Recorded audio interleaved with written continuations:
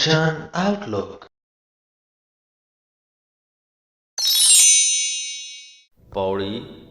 तू सच्चा साहिब सच है, सच सच्चा गोसाई।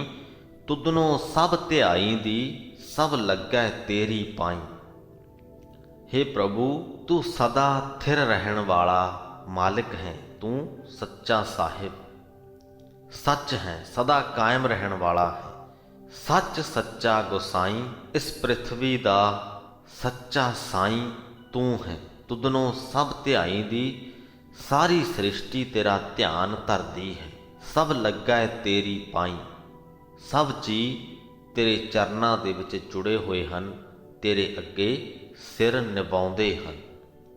चलदी ते सारी सृष्टि ही उस परमात्मा दी रज़ा दे विच है। सो उस परमात्मा दे हुक्म तो इधर उधर ते असीं हो ही नहीं सकते। पर ज़्यादातर जो मनुख ਹਨ ਉਹ ਇਸ ਗੱਲ ਦਾ ਅਹਿਸਾਸ ਨਹੀਂ ਕਰ ਪਾਉਂਦੇ ਕਿ ਉਹ परमात्मा ਦੀ ਰਜ਼ਾ ਦੇ ਵਿੱਚ ਚੱਲ ਰਹੇ ਹਨ। परमात्मा ਦੀ ਵਡਮੁੱਲਤਾ ਨੂੰ ਪਛਾਣ ਨਹੀਂ ਪਾਉਂਦੇ। ਸੋ ਜਦੋਂ ਗੱਲ ਆਉਂਦੀ ਹੈ परमात्मा ਦੀ ਸ਼ਰਨ ਦੇ ਵਿੱਚ ਪੈ ਜਾਣ ਦੀ, ਤਾਂ ਉਹ ਹੈ कि उस परमात्मा की वडमुलता नूं पछाण लेना। उंज ते असी जो कुछ भी करते हाँ परमात्मा के हुक्म अनुसार ही करते हाँ। उस परमात्मा ने ही सानू अकल बख्शी है, हर मनुख नूं वखरी वखरी बख्शी है।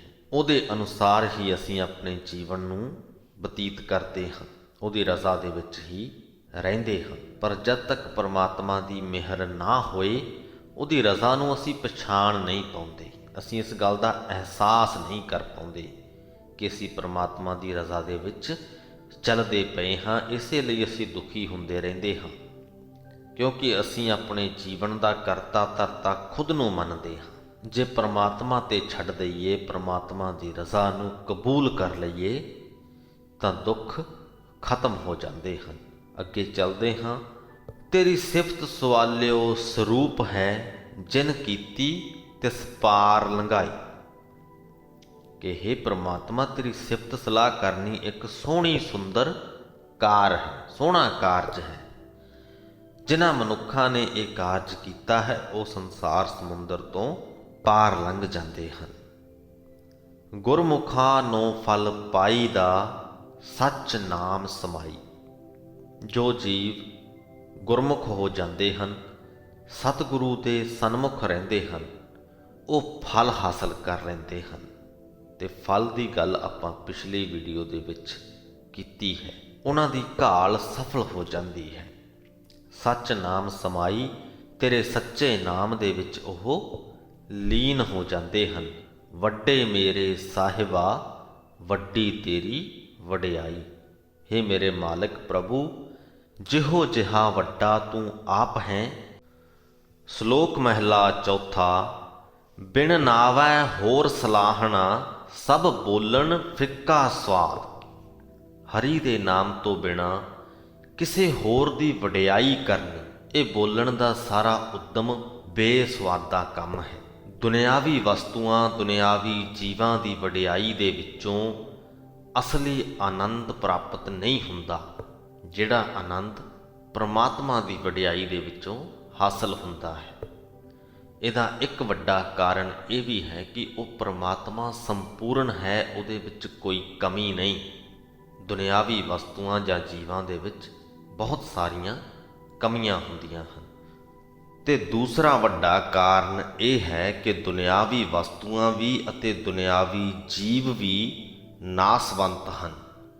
ਅੱਜ ਹਨ, ਕੱਲ੍ਹ ਹੋਣਗੇ ਜਾਂ ਨਹੀਂ, ਕੁਝ ਕਿਹਾ ਨਹੀਂ ਜਾ ਸਕਦਾ।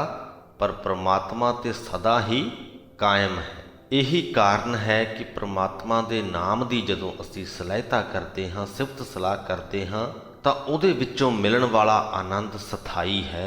ਦੁਨਿਆਵੀ ਵਸਤੂਆਂ ਦੇ ਵਿੱਚੋਂ ਮਿਲਣ ਵਾਲਾ ਆਨੰਦ ਸਥਾਈ ਨਹੀਂ ਹੈ। ਮਨਮੁਖ ਅਹੰਕਾਰ ਸਲਾਹਨ ਦੇ, ਹਉਮੈ ਮਮਤਾ ਵਾਦ। ਜਿਨ ਸਲਾਹਨ ਸੇ ਮਰੈ, ਖਪ ਜਾਵੈ ਸਭ ਅਪਵਾਦ।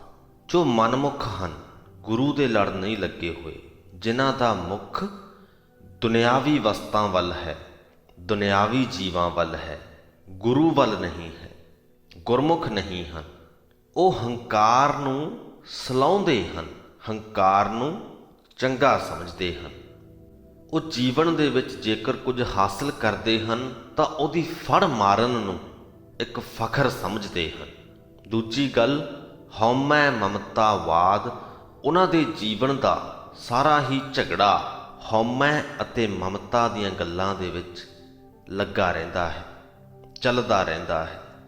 ਹਉਮੈ ਤੇ ਅਪਣੱਤ ਦੀਆਂ ਗੱਲਾਂ ਦੇ ਵਿੱਚ ਹੀ ਉਹ ਆਪਣਾ ਜੀਵਨ ਬਤੀਤ ਕਰਦੇ ਹਨ। ਉਹਨਾਂ ਦੇ ਜੀਵਨ ਦੇ ਹਰ ਪਲ ਦੇ ਵਿੱਚ ਜਾਂ ਹਉਮੈ ਦੀ ਗੱਲ ਹੁੰਦੀ ਹੈ, ਜਾਂ ਅਪਣੱਤ ਦੀ ਗੱਲ ਹੁੰਦੀ ਹੈ, ਮਮਤਾ ਦੀ ਗੱਲ ਹੁੰਦੀ ਹੈ, ਮੋਹ ਦੀ ਗੱਲ ਹੁੰਦੀ ਹੈ। ਇਹ ਮੋਹ ਉਹਨਾਂ ਨਾਲ ਵੀ ਹੋ ਜਾਂਦਾ ਹੈ ਜਾਂ ਹੋ ਸਕਦਾ ਹੈ ਜਿਨ੍ਹਾਂ ਦੀ ਉਹ ਸਲਾਹਤਾ ਕਰਦੇ ਹਨ। ਤੇ ਜਿਨ ਸਲਾਹਨ ਸੇ ਮਰੈ। ਹੁਣ ਕਿਉਂਕਿ ਪ੍ਰਮਾਤਮਾ ਅਤੇ ਪ੍ਰਮਾਤਮਾ ਦੇ ਨਾਮ ਤੋਂ ਬਿਨਾਂ ਬਾਕੀ ਸਭ ਕੁਝ ਨਾਸਵੰਤ ਹੈ, ਸੋ ਜਿਸ ਚੀਜ਼ ਦੀ ਉਹ ਸਲਾਹਤਾ ਕਰਦੇ ਹਨ ਉਹ ਮਰਦੀ ਵੀ ਹੈ, ਉਹ ਖਤਮ ਵੀ ਹੋ ਜਾਂਦੀ ਹੈ। ਖੱਪ ਜਾਵੈ ਸਭ ਅਪਵਾਦ। ਤੇ ਇਸ ਪ੍ਰਕਾਰ ਉਹਨਾਂ ਦਾ ਇਹ ਜੋ ਹਉਮੈ ਅਤੇ ਮਮਤਾ ਦਾ ਸਾਰਾ ਝਗੜਾ ਸੀ ਉਹ ਵਿਅਰਥ ਜਾਂਦਾ ਹੈ। ਹਉਮੈ ਦੇ ਵਿੱਚ ਆ ਕੇ ਆਪਣੇ ਆਪ ਨੂੰ ਵੱਡਾ ਸਮਝ ਲੈਣਾ ਜਾਂ ਕਿਸੇ ਨਾਲ ਸਨੇਹ ਦੇ ਚੱਲਦੇ ਉਹਦੀ ਤਾਰੀਫ ਕਰੀ ਜਾਣੀ। ਜੇਕਰ ਕੋਈ ਮਨੁੱਖ ਚੰਗਾ ਕਾਰਜ ਕਰਦਾ ਹੈ ਉਹਦੀ ਤਾਰੀਫ ਕਰਨੀ ਕੋਈ ਮਾੜੀ ਗੱਲ ਨਹੀਂ, ਪਰ ਕਈ ਵਾਰ ਹਉਮੈ ਦੇ ਵਿੱਚ ਮਨੁੱਖ ਚਾਪਲੂਸੀ ਕਰਨ ਤੱਕ ਉਤਰ ਆਉਂਦਾ ਹੈ। ਬਿਨਾਂ ਚੰਗਾ ਕੰਮ ਕੀਤਿਆਂ ਵੀ ਤਾਰੀਫਾਂ ਦੇ ਪੁਲ ਬੰਨ੍ਹਦਾ ਰਹਿੰਦਾ ਹੈ, ਸਲਾਹਤਾ ਕਰਦਾ ਹੀ ਰਹਿੰਦਾ ਹੈ। ਇਹ ਵੀ ਨਹੀਂ ਦੇਖਦਾ ਕਿ ਜਿਸ ਵਸਤ ਜਾਂ ਜਿਸ ਮਨੁੱਖ ਦੀ ਉਹ ਸਲਾਹਤਾ ਕਰ ਰਿਹਾ ਹੈ ਉਹ ਸਲਾਹਤਾ ਦੇ ਯੋਗ ਹੈ ਵੀ ਜਾਂ ਨਹੀਂ। ਪਰ ਸਲਾਹਤਾ ਦੇ ਯੋਗ ਹੋਵੇ ਜਾਂ ਨਾ ਹੋਵੇ, ਨਾਸਵੰਤ ਹੈ, ਇਹ ਗੱਲ ਤੇ ਤੈਅ ਹੈ। ਸੋ ਜਿਨ ਸਲਾਹਨ ਸੇ ਮਰੈ, ਖੱਪ ਜਾਵੈ ਸਭ ਅਪਵਾਦ। ਉਹਨਾਂ ਦਾ ਇਹ ਜੋ ਸਲਾਹਤਾ ਕਰਨ ਦਾ ਰੂਟੀਨ ਹੈ, ਸਲਾਹਤਾ ਕਰਨ ਦਾ ਨਿਯਮ ਬਣ ਜਾਂਦਾ ਹੈ, ਉਹ ਵੀ ਸਭ ਵਿਅਰਥ ਚਲਾ ਜਾਂਦਾ ਹੈ। ਹਉਮੈ ਅਤੇ ਮਮਤਾ ਦਾ ਝਗੜਾ ਵੀ ਸਾਰਾ ਵਿਅਰਥ ਚਲਾ ਜਾਂਦਾ ਹੈ, ਕਿਉਂਕਿ ਜਿਹਨੂੰ ਉਹ ਸਲਾਹੁੰਦੇ ਹਨ ਉਹੀ ਨਾਸ ਹੋ ਜਾਂਦੇ ਹਨ। ਜਨ ਨਾਨਕ ਗੁਰਮੁਖ ਉਭਰੇ, ਜਪ ਹਰ ਹਰ ਪਰਮਾਨਾਥ।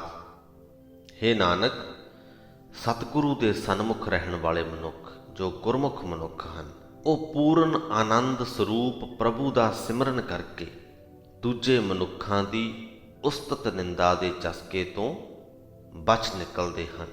ਮਹਿਲਾ ਚੌਥਾ। ਸਤਿਗੁਰ ਹਰਿ ਪ੍ਰਭ ਦਸ, ਨਾਮ ਧਿਆਈ ਮਨ ਹਰੀ। ਨਾਨਕ ਨਾਮ ਪਵਿੱਤ ਹਰ, ਮੁਖ ਬੋਲੀ ਸਭ ਦੁੱਖ ਪਰ ਹਰੀ। ਗੁਰੂ ਜੀ ਆਪਣੇ ਸਤਿਗੁਰੂ ਦੇ ਅੱਗੇ ਅਰਜ਼ੋਈ ਕਰਦੇ ਹੋਏ ਕਹਿੰਦੇ ਹਨ, ਹੇ ਸਤਿਗੁਰੂ, ਮੈਨੂੰ ਪ੍ਰਭੂ ਦੀਆਂ ਗੱਲਾਂ ਸੁਣਾ। ਸਤਿਗੁਰ ਹਰਿ ਪ੍ਰਭ ਦਸ, ਪ੍ਰਭੂ ਦੇ ਕੌਤਕ ਮੈਨੂੰ ਦੱਸ, ਤਾਂ ਕਿ ਮੈਂ ਆਪਣੇ ਹਿਰਦੇ ਵਿੱਚ ਪ੍ਰਭੂ ਦਾ ਨਾਮ ਸਿਮਰ ਸਕਾਂ, ਤਾਂ ਕਿ ਮੇਰੇ ਅੰਦਰ ਉਸ ਪ੍ਰਭੂ ਦੇ ਪ੍ਰਤੀ ਲਗਨ ਪੈਦਾ ਹੋਵੇ, ਉਸ ਪਰਮਾਤਮਾ ਦੇ ਪ੍ਰਤੀ ਪ੍ਰੇਮ ਪੈਦਾ ਹੋਵੇ। ਹੇ ਨਾਨਕ, ਪ੍ਰਭੂ ਦਾ ਨਾਮ ਪਵਿੱਤਰ ਹੈ। ਨਾਨਕ ਨਾਮ ਪਵਿੱਤ ਹਰ, ਮੁਖ ਬੋਲੀ ਸਭ ਦੁੱਖ ਪਰ ਹਰੀ। ਇਸ ਕਰਕੇ ਮਨ ਲੋਚਦਾ ਹੈ ਵੀ ਮੈਂ ਮੂੰਹੋਂ ਪਰਮਾਤਮਾ ਦਾ ਨਾਮ ਉਚਾਰਨ ਕਰਕੇ ਆਪਣੇ ਸਾਰੇ ਦੁੱਖ ਦੂਰ ਕਰ ਲਵਾਂ। ਪੌੜੀ। ਤੂੰ ਆਪੇ ਆਪ ਨਿਰੰਕਾਰ ਹੈ, ਨਿਰੰਜਨ ਹਰ ਰਾਇਆ। ਜਿਨੀ ਤੂੰ ਇੱਕ ਮਨ ਸੱਚ ਧਿਆਇਆ, ਤਿਨ ਕਾ ਸਭ ਦੁੱਖ ਗਵਾਇਆ। ਉਸ ਪਰਮਾਤਮਾ ਦੀ ਸਿਫਤ ਸਲਾਹ ਕਰਦੇ ਹੋਏ ਗੁਰੂ ਜੀ ਲਿਖਦੇ ਹਨ ਕਿ ਹੇ ਚਾਨਣਾ ਬਖਸ਼ਣ ਵਾਲੇ, ਮਾਇਆ ਤੋਂ ਰਹਿਤ ਪ੍ਰਭੂ, ਨਿਰੰਜਨ ਹਰ ਰਾਇਆ। ਤੂੰ ਆਪੇ ਆਪ ਨਿਰੰਕਾਰ ਹੈ, ਤੂੰ ਆਪ ਹੀ ਆਪ ਨਿਰੰਕਾਰ ਹੈ। ਤੂੰ ਹੀ ਹੈ ਜਿਸ ਦਾ ਕੋਈ ਆਕਾਰ ਨਹੀਂ। ਜਿਨੀ ਤੂੰ ਇੱਕ ਮਨ ਸੱਚ ਧਿਆਇਆ, ਜਿਨ੍ਹਾਂ ਨੇ ਇਕਾਗਰ ਹੋ ਕੇ ਤੇਰਾ ਸਿਮਰਨ ਕੀਤਾ ਹੈ, ਤਿਨ ਕਾ ਸਭ ਦੁੱਖ ਗਵਾਇਆ। ਉਹਨਾਂ ਦਾ ਤੂੰ ਸਭ ਦੁੱਖ ਦੂਰ ਕਰ ਦਿੱਤਾ ਹੈ। ਤੇਰਾ ਸ਼ਰੀਕ ਕੋ ਨਾਹੀਂ, ਜਿਸਨੂੰ ਲਵੈ ਲਾਏ ਸੁਨਾਇਆ। ਸੰਸਾਰ ਦੇ ਵਿੱਚ ਤੇਰਾ ਸ਼ਰੀਕ ਕੋਈ ਨਹੀਂ ਜਿਸ ਨੂੰ ਬਰਾਬਰੀ ਦੇ ਕੇ ਅਸੀਂ ਤੇਰੇ ਵਰਗਾ ਆਖੀਏ। ਤੁਧ ਜੇਵੜ ਦਾਤਾ ਤੂੰ ਹੈ ਨਿਰੰਜਨਾ, ਤੂੰ ਹੈ ਸੱਚ ਮੇਰਾ ਮਨ ਭਾਇਆ। हे निरंजन परमात्मा, माया तो रहत सच्चे हरि, तेरे जिड्डा तां तू आप ही दाता है।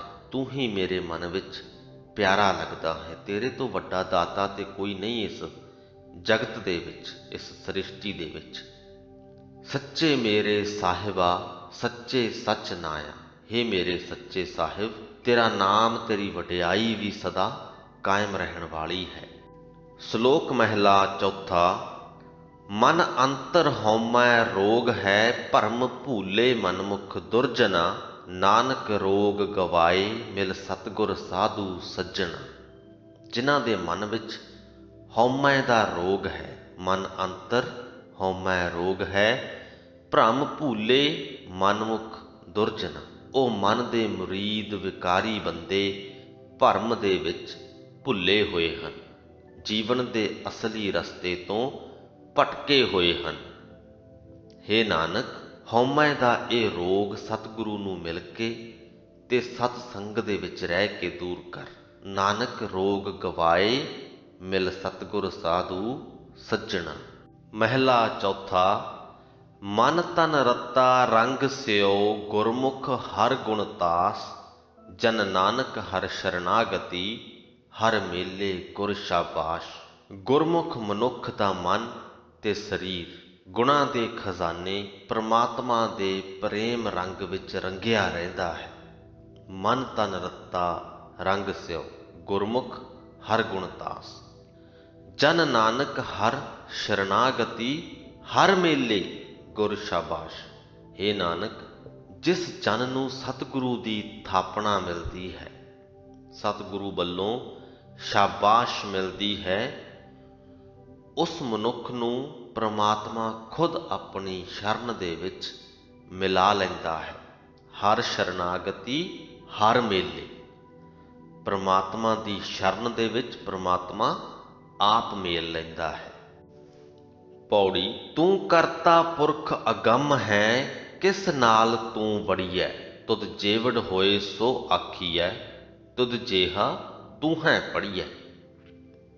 हे प्रभु, तू करता पुरख है, तू सारी सृष्टि का रचन वाला है, सृष्टि दे विच व्यापक है, पर फिर भी साडी पहुँच तो परे है। किस नाल तू वड़ी है, किस दे नाल असी तेरी तुलना करिए। भाव कि तेरी तुलना किसी दे नाल भी कीती नहीं जा सकती।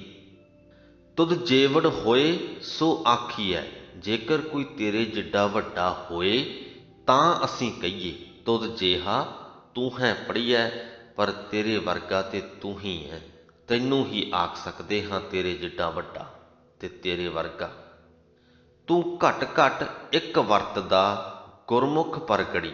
ये गल गुरमुख मनुख नूं समझ दे विच आ जाती है। जो गुरमुख हो जाता है ਉਹਦੇ ते ही ये गल प्रगट हुंदी है कि तू घट घट एक वरतदा हर एक शरीर दे विच तू एक ही व्यापक है। ये नहीं है कि मेरे विच कोई होर है ते दूसरे दे विच कोई होर है। सबना ही शरीरां दे विच तू एक ही व्यापक है। तू सच्चा सब सदा खसम है, सब तू चढ़ी है। हे प्रभु, तू सदा कायम रहन वाला सब दा मालक है। तू सच्चा सब सदा खसम है, सब तू चढ़िया। भाव कि तू सारियां तो ज्यादा चढ़त वाला है, सब तो सुंदर ते श्रेष्ठ है। तू करै सो सच्चे होई सी, तां कायत कड़ी है। गुरु दे सन्मुख हो के जेकर सानू ये गल समझ दे विच आ जाए कि जो तू करदा है सो ही हुंदा है, तू करै सो सच्चे होए सी, तां कायत कड़ी है, तां असीं फिर चिंता क्यों करिए, असीं क्यों झूरीए। इस एक पंक्ति दे विच ही बहुत वड्डा संदेश छुपिया होया है।